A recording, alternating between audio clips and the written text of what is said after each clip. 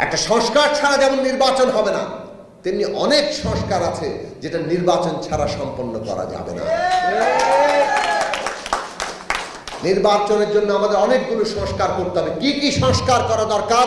আমরা অন্তর্বর্তী সরকারকে বলি অবিলম্বে সমস্ত অংশীজনদের সাথে, শিক্ষার্থী, রাজনৈতিক দল, শ্রেণী পেশার সকল অংশীজনদের সাথে আলোচনা করুন, বসুন, নির্বাচনের আগে সংস্কারগুলো আমরা সুনির্দিষ্ট করি, কতটা সময় লাগবে সেটা সুনির্দিষ্ট করি এবং আমরা নির্বাচনের সময়সীমা ঠিক করি।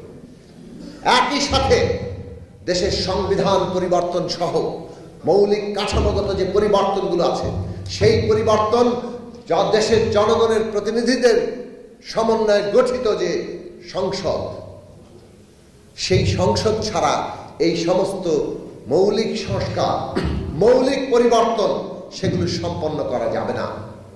কাজেই মৌলিক সংস্কার এবং সংবিধান সহ মৌলিক কাঠামোগত পরিবর্তন সম্পন্ন এবং চূড়ান্ত করতে হলে নির্বাচন লাগবে।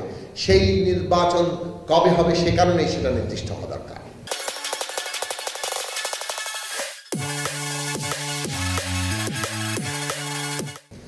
এবং আগামী সংসদে কি কি মৌলিক কাঠামোগত পরিবর্তন হবে সেগুলো আমাদের আলোচনা করতে হবে।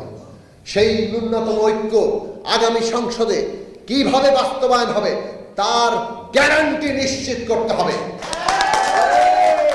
এবং সেই কারণে আমরা মনে করি, আমরা আওয়াজ তুলেছি আগেই যে আগামী নির্বাচন হবে একটা নতুন গণতান্ত্রিক সংবিধান তৈরির নির্বাচন।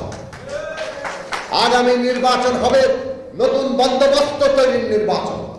কাজেই সেই নির্বাচন গণপরিষদ নিদেন পক্ষে একটা সংস্কার সভার নির্বাচন হতে হবে এবং সেই রকম একটি সংস্কার সভার নির্বাচন গড়ে তোলার জন্য আমাদের জনগণকে ঐক্যবদ্ধ করতে হবে। আমরা বাংলাদেশের সকল মানুষকে এই নিজেদের অধিকার প্রতিষ্ঠার লক্ষ্যে ঐক্যবদ্ধ হওয়ার আহ্বান জানাই। আমরা রাজনৈতিক দলগুলোর প্রতি আহ্বান জানাই, আসুন কিভাবে আমরা জনগণের স্বপ্নকে, তাদের আকাঙ্ক্ষাকে বাস্তব রূপ দিব তার জন্য প্রয়োজনীয় উদ্যোগ গ্রহণ করি। আগামী নির্বাচন কেবল একটি সরকার গঠনের নয়, সরকার গঠন অবশ্যই প্রয়োজন। আগামী নির্বাচনের প্রধান দিক হচ্ছে বাংলাদেশের গণতান্ত্রিক রূপান্তর ঘটানোর জন্য এই নির্বাচন হবে। বাংলাদেশে একটা গণতান্ত্রিক সংবিধান প্রতিষ্ঠার জন্য নির্বাচন হবে। বাংলাদেশের রাষ্ট্র ব্যবস্থা, তার আইন সংস্কার করার জন্য এই নির্বাচন হবে। কাজেই ওই নির্বাচন যদি সুনির্দিষ্টভাবে ওই সংস্কার সভা নির্বাচন না হয়, তাহলে জনগণের কাছে এই ভরসা আসবে না